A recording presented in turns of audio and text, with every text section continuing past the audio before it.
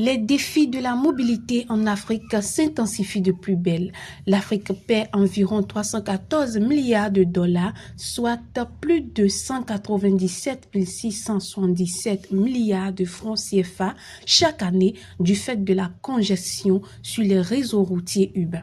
Cette révélation a été faite par le groupe Alstom dans son rapport intitulé The Role of Urban Rail in Sustainable Africa.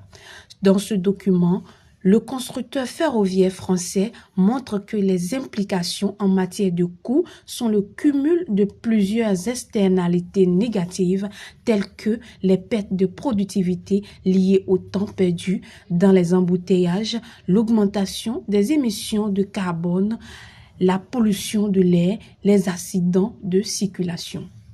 Ces éléments affectent directement le PIB des pays africains. Les experts du groupe Alstom alertent que d'ici 2030, le manque à gagner pourrait atteindre 488 milliards de dollars si une reconfiguration de la structure modale des systèmes de transport actuels n'est pas faite pour réduire la pression sur les routes.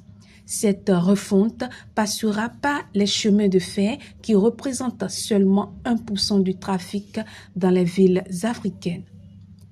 Selon les estimations d'Alstom, une augmentation de la part du rail urbain à 10% en 2030 et à 20% en 2050 permettrait de retirer près de 8 millions de voitures de la circulation chaque jour en 2030 et près de 29 millions en 2050. Le transport routier est connu pour être l'un des principaux contributeurs aux émissions mondiales de dioxyde de carbone CO2, responsable notamment d'environ 27% des émissions mondiales de CO2 liées à l'énergie et de près de 25% à l'échelle africaine.